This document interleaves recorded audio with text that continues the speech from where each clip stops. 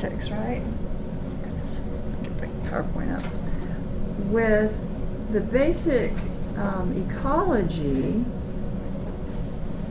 of the thing, those lights are awful. There, that's better, huh? Okay. And to think about, I'm going to talk about cacao in its particular environment and its characteristics. You have that reading the Blutter and Daly book chapter, and it's a lot of detail, like about the different sorts of chemical compounds that there are, and not in just the seed itself, but in different parts of the plant, like throughout, because that's one of the questions is, people might have gotten interested in something for one reason and used one part at one point in time, and then they realized something else that you could get out of it. And so the point of that is that relationships of people and their environment change over time, and change with experience, and change with changing ecological context. So it's a dynamic kind of relationship. So if you go looking in the ancient record for only the use of the seed, you might be missing the bigger picture and bigger story of why we ever got interested in the thing in the first place.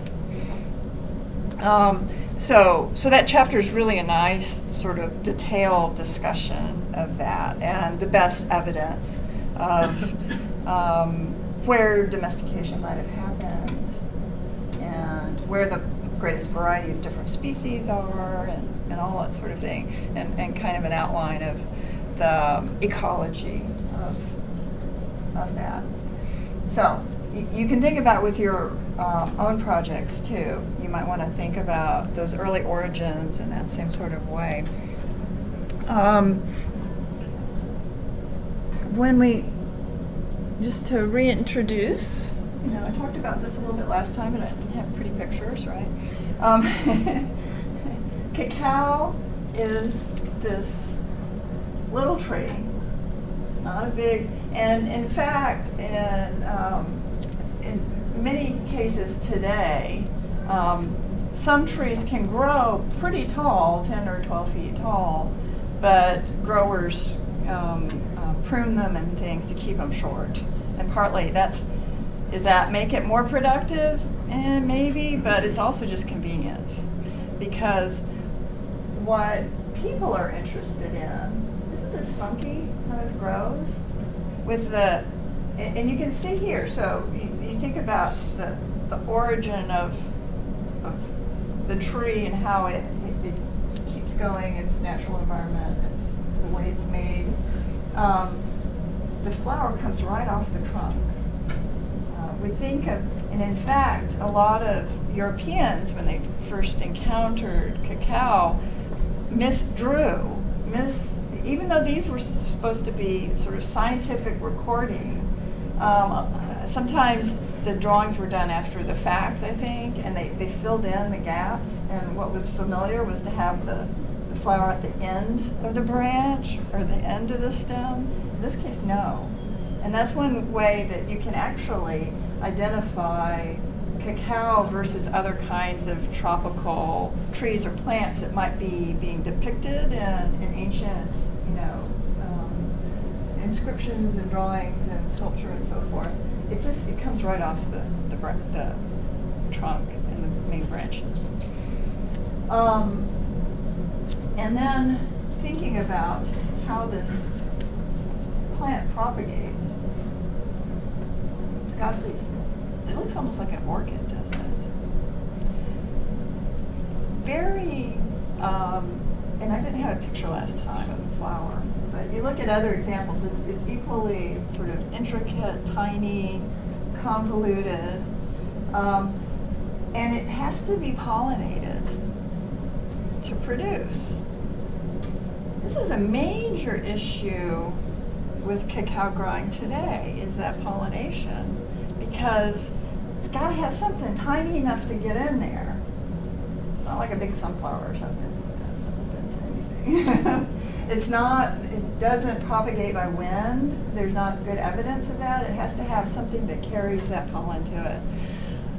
You know how it's done today in some cases? Bees are important. And in fact, that's an interesting thing. Bees are actually kind of big, but it does seem like bees could be okay pollinators. Midges, like the teeny tiny little flies, things like that bite you when those relatives of those insects, itty bitty ones. Down south there's one that bites you that you call no-see-ums. And it's that kind of insect that's tiny enough to get in there pretty easily. Well, what do little fly-like insects need to be happy?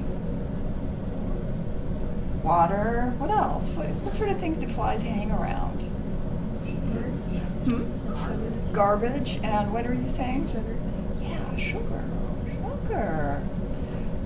Yeah. So, what do you think these fruits are like? Sweet. Beautiful, sweet. And I'll show you some pictures of the wild progenitor, the wild variety.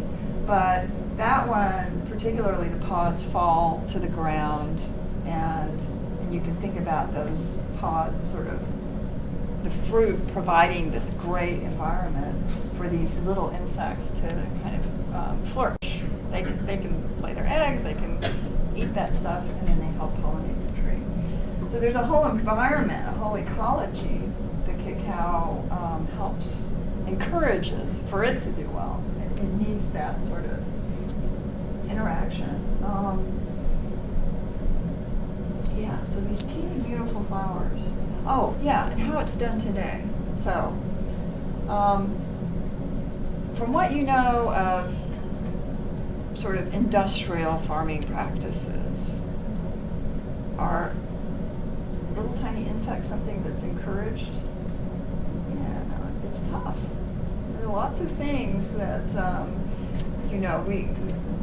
we might decide to treat, in another lecture I'll talk about pests and things with cacao. Might treat it with some sort of chemical pesticide or whatever, it's going to wipe everything out. So then how do you pollinate? How do you pollinate it? So just assume that the insects aren't doing well. How are you going to pollinate it, the tree? Huh? Do they do it by hand at all?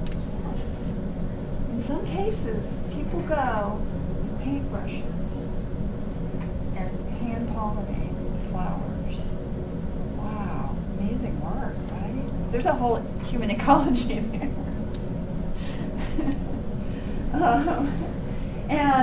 And the thing is, it does the best with pollination from a different tree. So it's got to be carried from one tree to the next to be really a good producer. Let's see. And like a lot of tropical plants, it is a little bit seasonless. It pretty much can produce year-round, sort of like bananas or a lot of other fruit. There's not one like, okay, it's time to harvest the corn. That does have a pretty set, harvest period. Probably because there's not that much change in climate. Yeah, exactly. The tropics, the main change, what's the main change? Here we have we're in this muggy hot weather and we're waiting for drier, cool. The big change for us is temperature. That should lead me to my next slide, okay? No, well, I'm going to show you a little bit more of the fruit. But I'll go on to this next one. Here, in this band, 23 degrees on either side of the equator, what's the main change that goes on? Wet. Yeah, wet and dry seasons. And so the temperature doesn't vary tremendously, except if you change altitude. Then that's when you get into cooler versus really steamy hot environments. So you have these seasons, and like the summer here can be kind of rainy, thunderstormy. That's sort of winter time in the tropics. Like where I like to do my archaeological work is in this band, right? And when do I have time that I'm not teaching? It's during the summer months here. What's going on there? Raining cats and dogs. At least these giant thunderstorms that would wipe out a unit. So it's a bit of a logistical problem for me to get my archaeological field work done where I want to in the tropics. Negotiate about that. And this map also shows today's main producing areas, like the particular centers of production. So it's not all over Brazil, but it's these main places. And again, that has to do with the human ecology. It's where people are, where they've established the plantations, and where there's the right climate and the rest of the biological, and plant systems that support it. So not a lot of these regions, say in Brazil or in Peru and so forth, it wouldn't work in the high altitude areas. These are low-lying areas within these regions. Have you traveled in Central America, Mexico, South America? Yeah, where have you been? Uh-huh. Sort of this side. And where? Oh, okay. Yeah.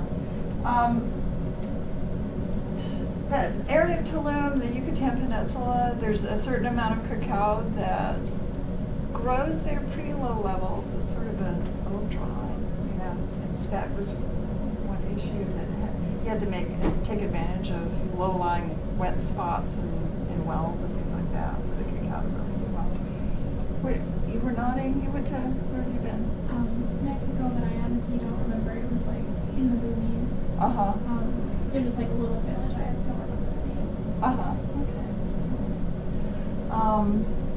Anyway, these regions are tremendously variable in environments as you move across them, and certainly, parts of southern India, Western Africa, all of this.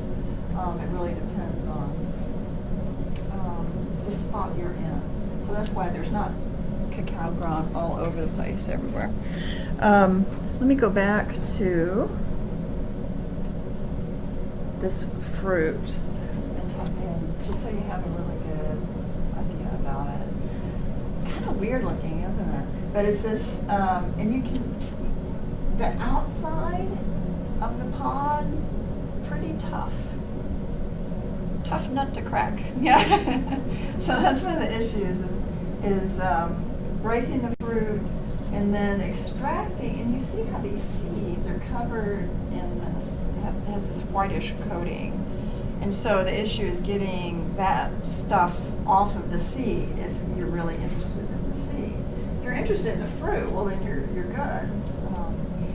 So what happens, in areas where there aren't people around, where you have primates, especially in Central America, howler monkeys, spider monkeys to some degree, but howler monkeys really like cacao, and they can get into this tougher fruit, and they'll eat the fruit, but leave the seeds. And it's brilliant because what do? They're carrying the fruit with them. They're dispersing those seeds. So there are all sorts of relationships that really went into helping this plant species establish itself, in general, without human support. Yeah. Wait, so they make the chocolate by melting? Yeah, and I'll go in upcoming lectures. I'm going to go through every step because there are all these stages for ending up with a chocolate bar or powdered cocoa. But And the monkeys they eat this white part. Yeah, they eat this fruity part. Really, this fleshy part, all this around it. And this, they would just, yeah.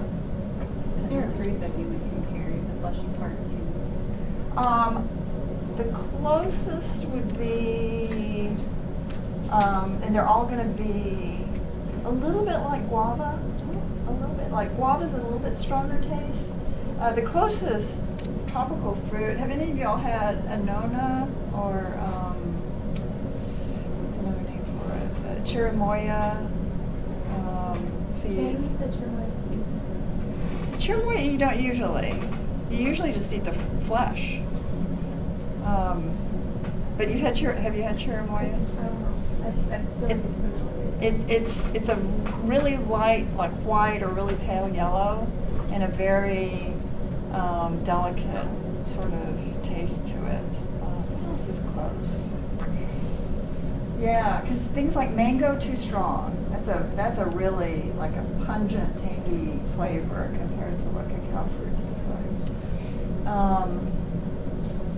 And if I can find some, it's an issue because this is something that, like I mentioned before, starts to, I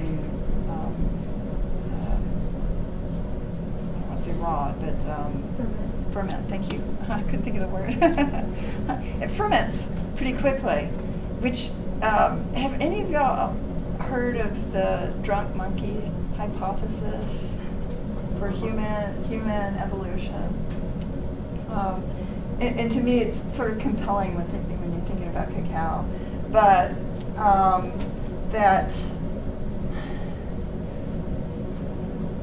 part of what primates are sensitive to and attracted to is the scent of fermenting things, because it tells you that it's got sugar, right? And it's a stronger scent that a primate could follow and find a really pretty good source. So it's a researcher at the University of Pennsylvania who has done, a lot of work with primate populations and studies that, he has this drunk monkey hypothesis, and that our interest in alcohol is really like predates humans. And the people, it's like you're following your nose and you're going to where that fermented stuff is because it's a reliable, fun source of food. So there are all these drugs. So anyway, it's very, and it's not just observations of howler monkeys today eating the cacao fruit, but there are lots of depictions. Even that mural that I showed last class of Malinalco with the howler monkey in there with the fruit. They're just very strongly associated. You see a lot of imagery. And so you can think about that, people observing their environment, understanding their environment through these, they're paying attention to all of these interactions that are going on. And then that becomes part of the symbolic associations. Okay. Then just a closer shot of the fruit stuck there on the branch of the tree. How interesting. Showed you this. So the reading, it's a little, when you look at origins of species, one clue about where things might have come from, their first place where they kind of establish themselves, a big enough population that it survives, forces of natural selection and so forth, is a diversity, where you've got lots and lots of different varieties of a species, so forth, is a clue. It gets a little difficult though because if people are involved, you can think of breeds of dogs. There's, people are doing that with dogs, and they're selecting certain traits. And so is it entirely forces of natural selection? Well, so there are these people who do genetics with cacao, and think about ancient cacao, and they fight. And they're like, Northern Amazonian Basin. No, you're wrong. It's got to be Mesoamerica. So, and the chapter, the Blutter and Daly reading, it presents, the basics of, well, it could be here, it could be there. But definitely what's clear is that the greatest variety, the greatest number of species is in this northern Amazonian area, which, pretty good place for a tropical tree to evolve. And then what happens if you compare the genetics in these areas where there's lots and lots of cacao use for a long, long period of time, much less diversity, genetically speaking, fewer varieties. And what could that could also be explained through sort of bottleneck, and you have diversity developing later here because it gets into this other environment, and for whatever reason the selective pressures are less. So there are different sorts of ecological evolutionary processes that could fade. It's not certain. I kind of lean towards this, but that's not my specialty. So I'm open-minded about it. Okay, so the origins, and then the question is, let's just take it. The northern Amazonian people are right. Well, then how does it get there and why? How does it get to Central America and Mexico? Because it's definitely there. And this brings us into the anthropology of nourishing ourselves, right? The anthropology of human relationships, human ecologies, and why people do things in what sort of context. Because the rest of this, I can tell you for sure, this doesn't happen until basically the 19th century. Entirely human transport. Boy, what happens once it gets there is big. And the same is true of these other regions. This is all, largely documented. It's this part that's happened thousands and thousands of years ago.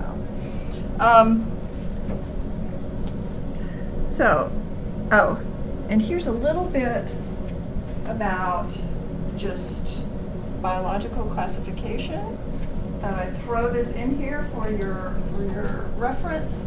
You should be able to do the same thing for whatever it is that you are interested in looking at, wheat or whatever. You can find out what its classification scheme is. Are y'all all familiar with the Linnaean classification system?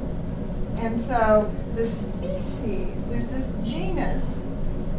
You actually kind of need to start at the order level, but we can concentrate on the genus Theobroma, and these are the characteristics that describe that particular genus. And again, I was emphasizing the pollination that has to happen. We've seen the fruit, and that it's a small understory tree. And then people like to emphasize, like when you look at this online, when you look at what does Theobroma, who came up with these classification systems? Does anybody know? Where does this come from? Who did it?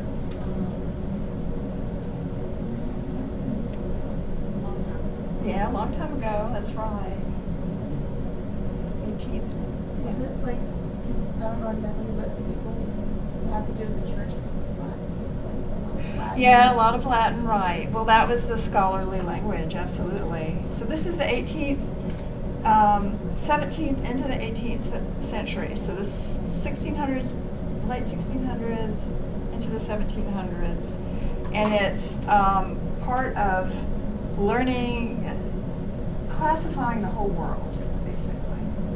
And it's, Linnaeus is the main guy that people refer to. There's a lot of other tinkering around with how to name things. And part of it was this sort of moral ordering, but you get this change in emphasis where it's ordering to understand and to sort of keep tabs on, to compare. So it's really because of the theo part. Yeah, exactly. So what is the theo? You're absolutely right in that part. Linnaeus was taken by chocolate to some degree, a chocophile, because he called it theobroma, food of the gods is what that translates into. So the theo is definitely referring to, this is like one of the, it's so delicious, it's divine. So that's his name. He gave that name. Did cacao have a name before that? There's a little bit of like, oh, this didn't have a name until Linnaeus gave it one. No, it did. And that's this part. This is ancient, and this goes back to the origins of the spread and the use of it and human relationships with it. So cacao is a very ancient word, and it comes from what linguists call proto-Mihe-Soke. So if I go back to this, and you know what, I should pull up this map of Mesoamerica. That will work even better.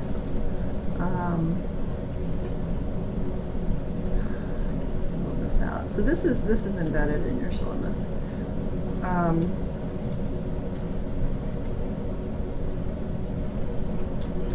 Down here. Click it. Come on. There we go. Quit. Blocked. Here, that's a better map. It's not the teeny little thing for the cacao growing regions on it. This sort of region, and again, this is tropic lowlands in Mexico, very wet. Later on in the 1400s, 1500s, this was a major cacao growing zone. But Mihe-Soke speakers lived here 5,000, 6,000 years ago. So we have archaeological evidence of that. And then linguists can trace back the origins for that language to kind of this region and that time period. Cacao is that word. So as you reconstruct these ancestral languages, you lose the more recent things, like those are, you can't reconstruct it back. So the vocabulary becomes narrower and narrower. But cacao is one of those words that goes all the way back to the earliest Mesoamerican languages. So it tells you right there, they're talking about it. So they probably have it. And then the archaeological evidence, along with the genetics studies of cacao, all show that it's quite ancient in this region. And then these particular, like this site, La Venta there, is one of those very early Mesoamerican main towns, settlements. Okay, let me go back to this. Okay. So, it's one of those things that annoys me just a little bit when it's like, food of the gods. That's what it is. No, it's cacao, and then Linnaeus decided to call it that because he liked chocolate. So, what, in thinking, so I want y'all to think about this broader anthropological issue of how do people across time and across space and in different contexts feed themselves.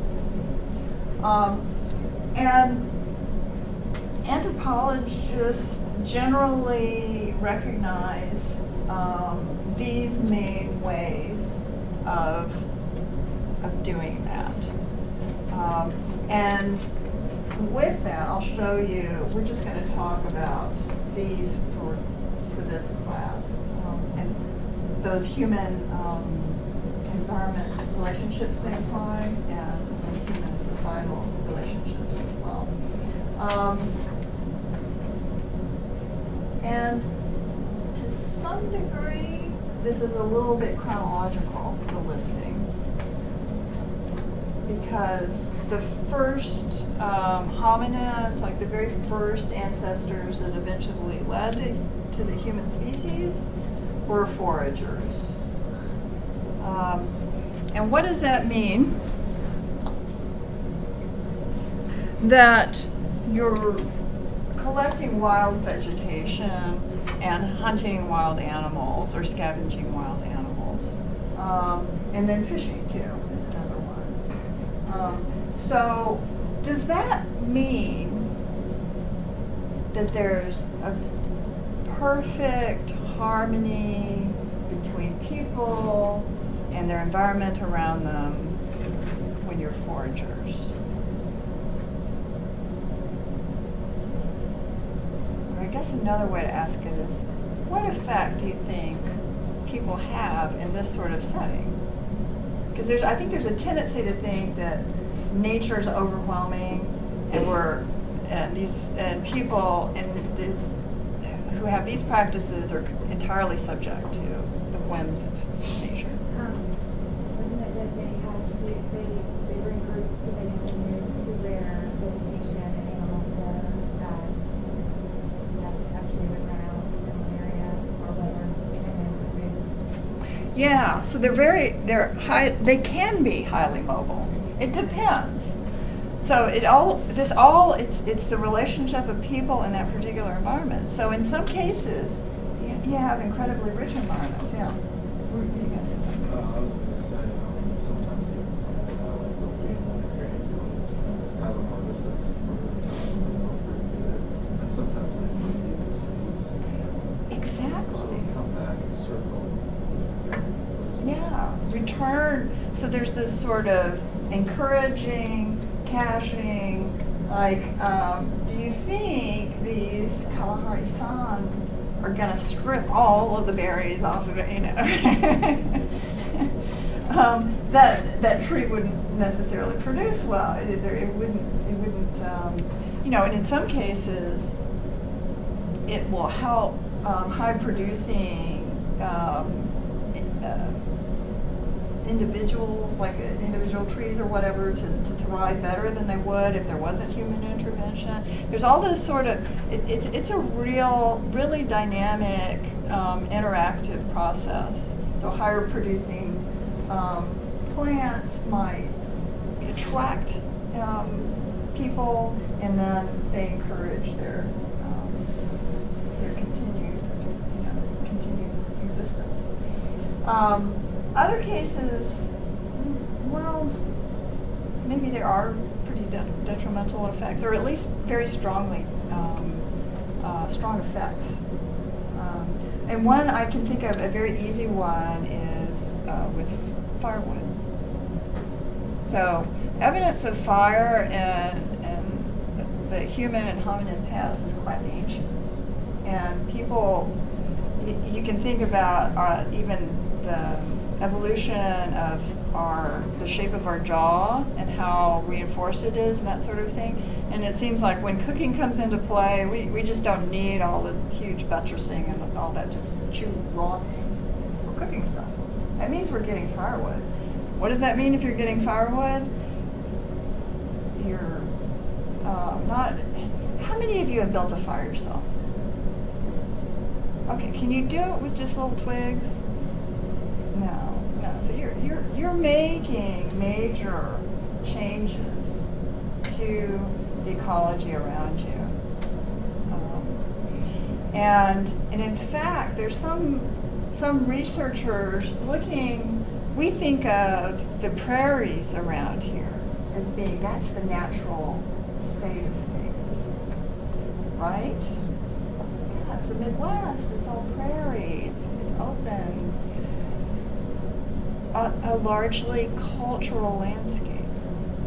that you can look at the evidence for forest, how forested things were at different times, and the evidence for human occupation, and when people really get, the prairies start opening up, and a lot of it, are these sorts of dynamics. And then those grassy prairies encourage certain kinds of animals too. Some animals thrive in that better than they do in the forest.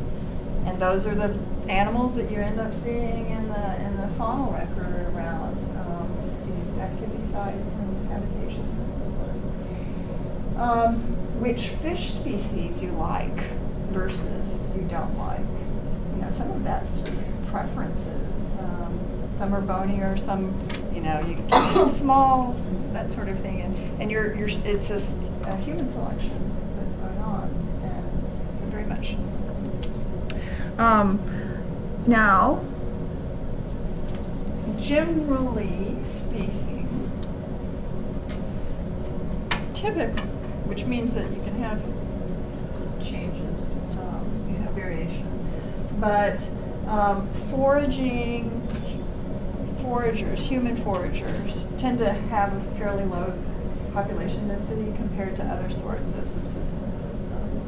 And then you're exactly right as far as moving from place to place, taking advantage of these nuts are ready to harvest here, these roots are ready to dig here, this migration pattern for the elk or whatever it is that's going on, people would move from place to place to take advantage of that. And then that lower density, there's a tendency for families and smaller groups to be the main social unit, rather than big settlements that then branch out and take advantage of things. But again, there are some interesting cases that are don't exactly follow that model. And then also the other thing too, the archaeologist in me, I'm always interested in the technology that's involved. And so these tools, the tools to take advantage to forage are tend to be simpler. What are we doing? Okay. Now, so that's human effect on the environment, but it's not, and you can think about, let me back up and do it this way. Think about the long-term effects of tinkering with plant and animal species through foraging. You might get to a point where you encourage species that need our help to do well. Sometimes they absolutely need our help to even reproduce. And in that case, and this PowerPoint's already up, and so don't, I'm glad for you to write things down because you remember it better, but don't freak out if you can't write down the word. And this is true equally. I wanted to start with pastoralism because the tendency is to really emphasize plant-human relationships, but these animal-human relationships are equally ancient and just as important in many ways. Now, that sort of going around taking advantage of different resources and in a seasonal sort of sequence, you see that pattern with people who have domesticate animals. And so there's a tendency for that transhumance. And you can think about it going with cattle, going to finding better grasslands, better pastures, better water at the right time, that sort of thing. And they spend a lot of time taking care of the animals, not necessarily like brushing them or things like that, but just making sure, with cows with calving, moving keeping the herd together, or dividing them apart when it's, you need to bring in new females or new males to build up the herd in a better way. Now, it says, I list on here the effects on the diet, high protein, right? But what are ways beyond meat that spring to mind now? Yeah, absolutely. And so where reliance on dairy develops and when is a really fascinating sort of question, because is anybody in here lactose intolerant? A few, yeah. So you get, in Northern Europe, dairy developed as a subsistence system. Humans are typical genetic tendency is to, we're mammals, so we're supposed to drink milk as infants. Then you're supposed to grow up,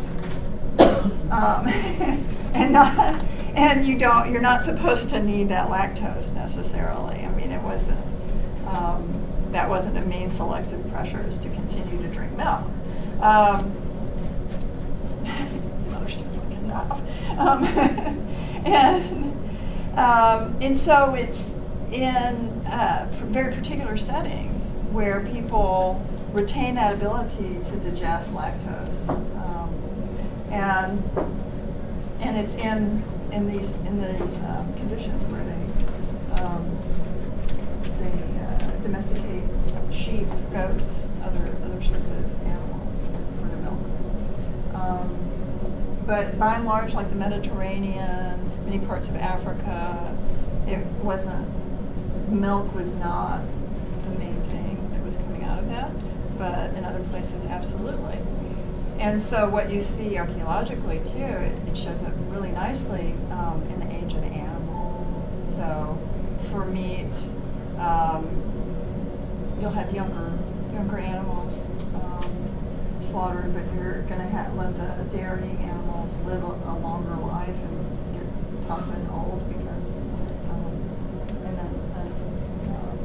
then consuming them after they're past their meat product too. And then also for wool and other, their fur. And you see that in South America too with llamas and ewes as pack animals and also as fur. And then those high altitude areas, often you can that's where the herding happens. So in areas so you often have this sort of mosaic of agriculturalists in some areas, and so food producers by agriculture in some areas, and then by animals in other areas, and they complement each other. Okay, so yeah, I went over these issues. Milk, meat, and then blood. In many cases, that's another way to consume without. You can consume some of the blood from an animal, and it doesn't. It's not killing them.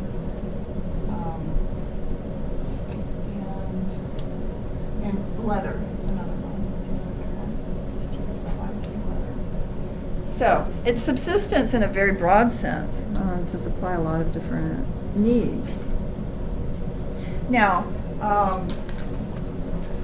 tinkering with plants can change them. And if some of you end up working on wheat or corn, it's part of your research, there's lots of very nice evidence about how that wild progenitor changed and how you can tell it's people getting involved that are making those changes. Because, for example, corn, have you ever seen the wild progenitor of corn and what it looks like? It's a tropical grass. Teeny little things and a few fat little seeds on it, but not these giant, sweet, ears of corn like we're used to today by any means. And so to get from one to the other is a lot of manipulation on people's parts. And not anything that would happen without our intervention. And here you have, so we tend to, there might be a tendency too, when thinking about agriculture, and the beginnings of that is that people stay in one place, which is sort of true, but it is sort of not true. So a lot of sort of lower tech farming in some ways relies on moving from place to place. As you farm in one area for a while, it takes certain nutrients out of the ground, and you have to give it a chance for those nutrients to come back. And so they actually, a lot of agriculturalists move around too. And yeah, so we've gone over those parts about the human intervention. And once you move into agriculture of some kind, horticulture, the lower tech agriculture, and pastoralism, what it means is you're able to get more calories to sustain populations out of the same plot of land. If you took that same region and sort of counted up the available calories for foragers, here you're sort of investing in fewer things, but more of it. And so that means that you generally have higher populations associated with it. It's what it's called a carrying capacity. So it can just, same area can support a higher population, relying on those few resources because they have reliable production and greater production and that sort of thing. Yeah, one farmer feeds several people.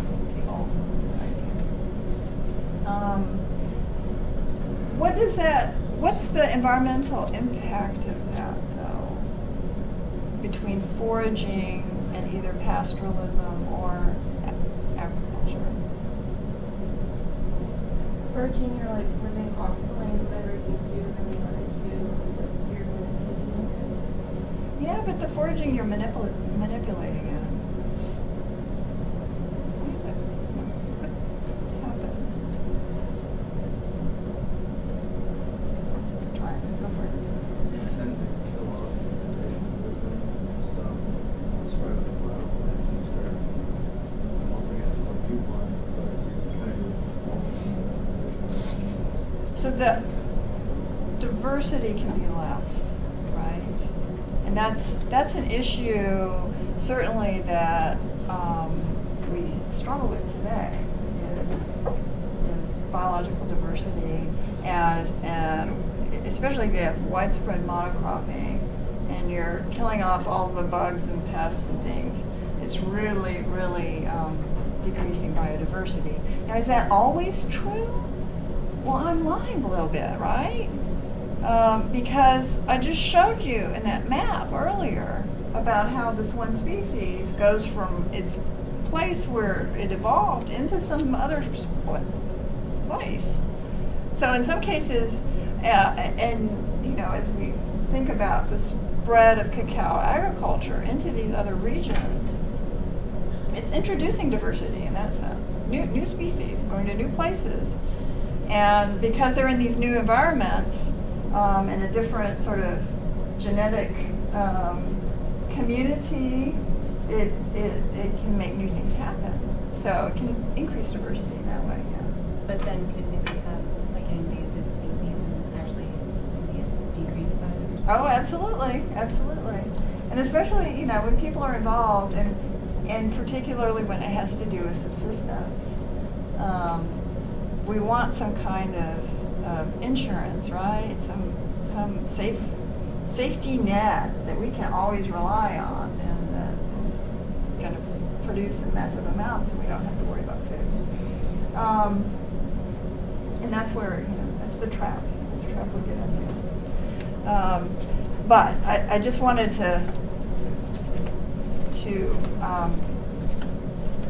bring up the issue of diversity, because now cacao agriculture is seen as a way to reintroduce diversity into places that don't really have it. And part of it is because of this ecology where the cacao plant needs these little midges, ideally, rather than, you can have people picking the pollen, but it'd be nice to have the insect community, the animal community. And then as I get into other examples, cacao can intercrop very nicely. Like the thing that grows, this is records of it in the 1600s. What grows nice with cacao? Vanilla.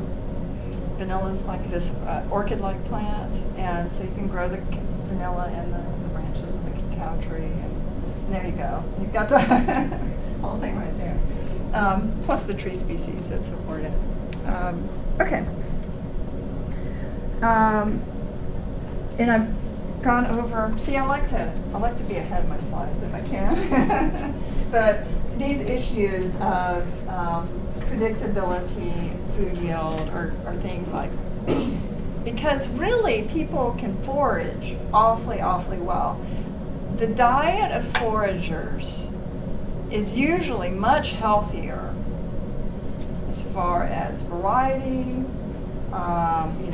even amounts of protein, all that sort of stuff that we think about with diet. It's very, very good for foragers. And which one do you think takes more time in your day, your work? Foraging or pastoralism, or, between foraging and food producing, meaning pastoralism and agriculture? Who has the longer day? Yeah, why do you say that?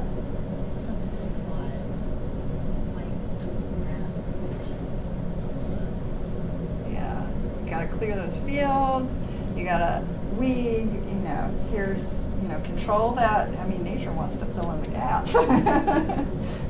You gotta weed your garden or weed your field, harvest it, do all the tending and all of that work. And then with animal herds too, it's a lot of work. You spend most of your day doing that. Foragers, typical, sort of ethnographically observed. So foragers who live today, how much time do they spend? A few hours. Like they go and they do their thing and they get the stuff. And sometimes, some sorts of things take longer, but they have time to do other things in their life. It's actually pretty good. So why make this choice? Well, it's that sort of safety net is one idea. It's having that insurance for the long term, insurance for the next generation, and predictability more than anything. And then I have just a little thing here that's summarizing about, beginnings of agriculture and replanting those wild plants and kind of curating and cultivating in that sense. And then these factors have been really linked with domestication in the first place. Which brings me to, finally, the last thing I would put in here about sort of the history of human agriculture is this thing called the Neolithic Revolution. And one archaeologist, V. Gordon Childe, gave it that name, but it was this increasing evidence. This is, early 20th century when people started. There's enough evidence collected from different contexts, all different places in the world, that there's this change that happens about 10,000 to 8,000 years ago. It depends on what part of the world you're in, but everywhere, all of a sudden people are producing food one way or the other. And it's not all of a sudden because it's, again, this process of tinkering and domesticating plants or animals. But you see really clear evidence of it in Asia, in Europe, in North America, in South America, of people producing food from domesticated plants and animals. So the origins of wheat, the origins of barley, the origins of corn, all of that dates to around this time. So this interesting, and I have this slide in here, of just basic dates in different world regions of different crops. And you can go to any one particular one. And where does cacao fit in there? It's maybe a little bit more recent than the Neolithic Revolution, but it's pretty darn old. 5,000, 6,000 maybe, if you put all that evidence together. Now, finally, very briefly, I'll introduce you to the main varieties of cacao. And this tells us people were tinkering with it. Some of it we know when the tinkering happened. Others, it's a little less clear, but we know that there's a domesticate versus a wild progenitor. And so these are, Patache is Theobroma bicolor, and then the rest of these other three are Theobroma cacao. Patache, looks like a brain or something. Really different looking pod to it, because I've shown you all domesticated pods so far. This is the wild progenitor or wild variety. And the thing is that both the wild and the domesticated ones were used in different ways. There's when colonists, European colonists arrived in the Americas, both were in play. And just looking at, the pod is very different looking, got all those nooks and crannies. The fruit falls freely from the tree, and it has a very mild taste to it. So that's why it was used as well as the other, like the chocolate taste that we think of, not so much in this stuff. But it has a lot of the subtle tastes that are very enjoyable with cacao. Oh yeah, and I just read this today. I haven't seen this before. One thing that people made with cacao was a whipped beverage, a latte-like thing. And it seems like the patache is very good for making a really, like great head of foam. I'm a little, I haven't read all the research, the evidence for this, so, but I thought I'd put that in there because it's a pretty interesting idea. Okay, other ones right quick. Criollo, this is one of the rarest, less common varieties used today. The beans themselves are very, beans. Okay, different varieties. Almost forgot those. Right at the end of class, okay. These are cacao beans, cacao seeds. The GH is Ghana, and the MG, Madagascar. And what you should do, I'm going to pass both bags around. Take a whiff. Take a whiff of this one. If you're really super interested, you can eat one. It's going to taste funky. It's not going to taste like a chocolate bar. But take these and feel the seeds. Remember how I was talking about how they're light? So here, I'll start with you. Sorry, I don't know water. Have it divided up into more. So, very desirable flavors, by today's chocolate makers, but also much more vulnerable to diseases. It's a little more finicky. Forastero is the most common. 80% of the world's supply is this stuff, and it's a reliable chocolate flavor, not a complex, floral, citrusy kind of thing, but reliable chocolate flavor. Also very stable, much more durable, much more resistant to disease and that sort of thing. Forastero in Spanish means like wild in the sense of like feral, gone out into the woods kind of thing. So it's that idea that it's closer to patache, it's closer to that wild origin, and that's why it's so strong. And again, that name is coming from Spaniards in the 17th century, 18th century. Very reliable yield, too. And then Trinitario has this interesting history, very well documented history in the 18th century, where it's this spontaneous hybrid that happens in Trinidad, so that's where the name comes from. And a very popular, it has a lot of good flavors that it has many nice flavors, more subtle flavors compared to the Forastero. Not quite as exciting as the Criollo, but raw, much more hearty. So, What kind are these?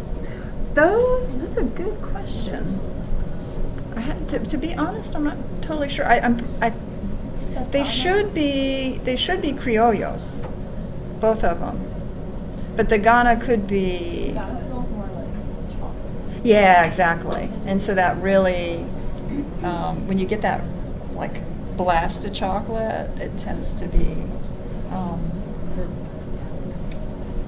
It can be Trinitario or it can be the Forastero. Okay. So, have your whiff of your snort of cacao, and then, but just in that, and those are kind of, they've been around for a little while, so they're not as pungent as fresher ones, but you can still smell the difference. Thank you.